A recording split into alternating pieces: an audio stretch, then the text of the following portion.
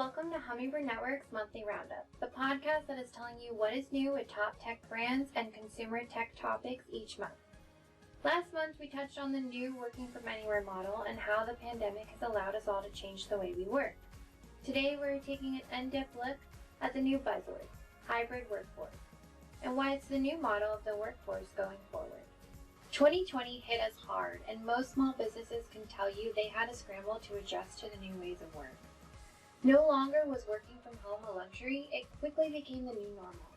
As we start to open back up, we are seeing a major shift. People are not just returning to their offices as they did before. Companies are now shifting to either a full remote or hybrid workforce. Last year, when offices were shut down and employers needed to make working from home a possibility for their staff, it showed everyone that it's not only possible, but it eliminated a need to have everyone be together all the time in the first place. This eliminated a large overhead cost for many businesses and allowed employee flexibility. While hybrid workforce does have a multitude of benefits, there are some downsides and precautions to consider to ensure employee happiness and productivity. Most importantly, that your sensitive data and information is kept safe from hackers who have easier access now that your employees are scattered. So what does this new buzzword, hybrid workforce, really mean? Hybrid remote is currently more common than all remote, as it is easier for large, established companies to implement. In a hybrid remote scenario, there is one or more offices where a subset of the company commutes to each day, working physically in the same space. It's also paired with a subset of the company that works remotely. Even after the coronavirus is contained, most companies will be adopting a hybrid workforce model. Their employees will split their time between working in person at the office and working remotely. While this new type of workflow will give people more flexibility, it could also make their devices more vulnerable. Businesses will need to adapt to the new challenges this work model brings by implementing new security measures across both their in-person and remote workforce. A hot topic that came up last year that wasn't always top of mind to many companies before was single sign-on. Single sign-on, or SSO, is an authentication scheme that allows a user to log in with a single ID and password to any of several related yet independent software systems. This allows the user to sign in once to access multiple different systems rather than having to enter their login and password each time. Right away, you can see this can lead to multiple security cautions. We'll get to it. First, let's take a look at the advantages of SSO. The first common advantage is elimination of password fatigue. We have one login credential that can be used across multiple spectrums simply through an authentication server that validates the credentials and or identity and then finally gives access to those applications granted to them. No more figuring out passwords for multiple accounts or applications, which is commonly known as password fatigue. Now, the possible downsides of SSO. As long as the server is well protected and the organization's access control policies are well designed, then a malicious user or an attacker with access to a compromised account will have their access restricted to the permissions assigned to the account. The primary benefit and risk of SSO is that it allows the user to access everything after authenticating once. This means that an attacker with control over a legitimate account can access anything that account is permitted to access, without being required to enter any additional passwords. Another way to keep your network safe when utilizing a fully remote or hybrid workforce is through firewall zoning. You can use zones to manage incoming traffic based on its source, such as VPN, for traffic flow and destination. That enables you to sort incoming traffic and route it through different zones to allow or disallow services that can be reached by that traffic. All this can be configured through your cloud-based firewall for starters.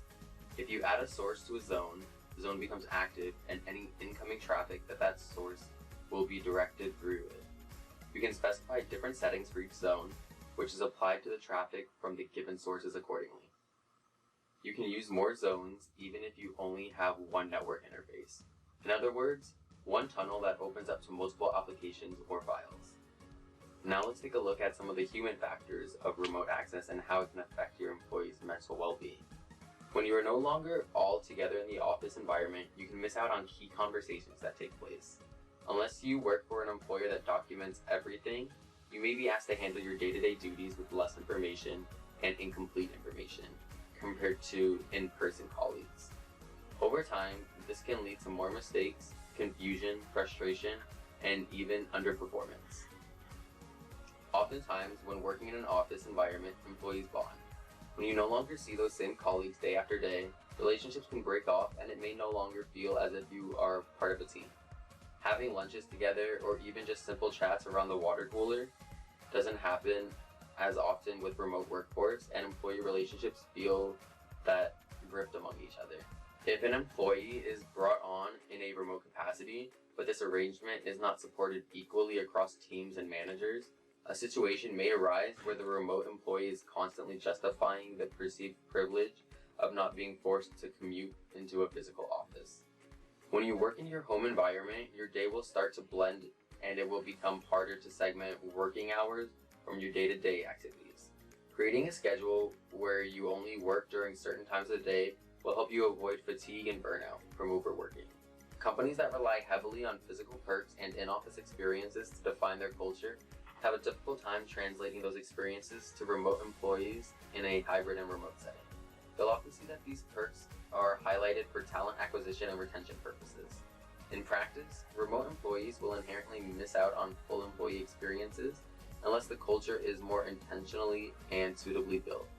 Overall, when keeping the possible downsides in mind, employers can create a wonderful hybrid or remote working environment for their employees. When providing a hybrid working environment, you are allowing your employees the flexibility that they experience when working from home while still enabling them to have the ability to come into the office setting and connect with their fellow colleagues. As we begin to open up businesses and shift into the new normal, employee connection and relationship building will be more important than ever. We suggest encouraging your employees to communicate more frequently with each other and provide some team building opportunities. Let us know your thoughts on hybrid working environments. Are you ready to get back into the office full time? Do you prefer a fully remote working environment? Or would you prefer the flexibility of being able to pop into the office a few days a week? Drop us a comment below. Well, that's all we have for this month's monthly roundup. Make sure you subscribe so that you never miss an episode. Plus, if you have not already, be sure to check us out on Facebook, Twitter, LinkedIn, and Instagram. Visit hummingbirdnetworks.com for all your networking and technology needs. Until next time.